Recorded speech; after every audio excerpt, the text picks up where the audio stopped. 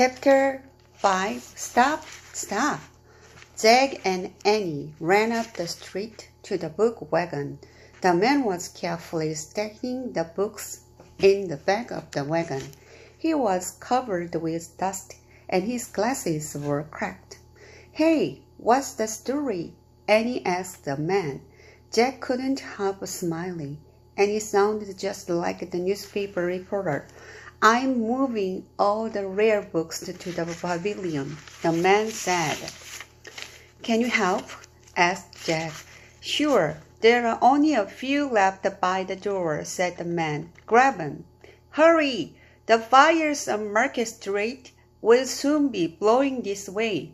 Jack and Annie ran into the building. Near the door were two small stacks of books. Jack and Annie each gathered up a stack. The books looked very old and fancy. Some even had sparkling gold on their covers. "Wow," whispered Jack. He and Annie carried the books outside. "Careful, please," said the man.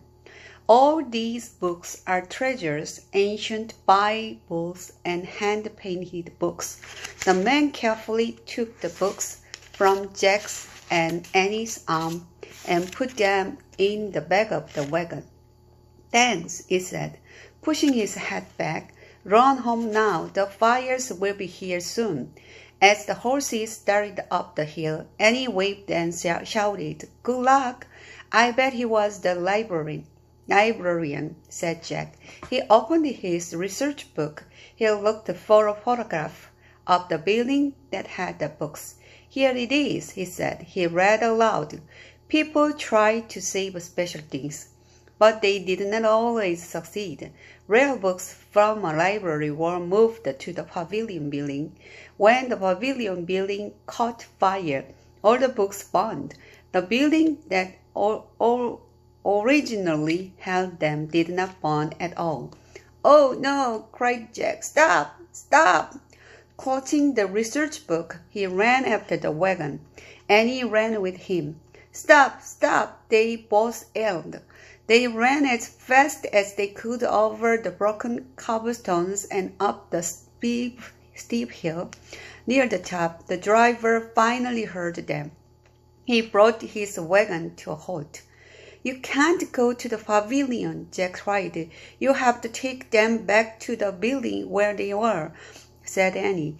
"They won't burn there," said Jack, trying to catch his breath. "The building you're taking them to is going to burn instead." The driver looked at Jack and Annie as if they were crazy.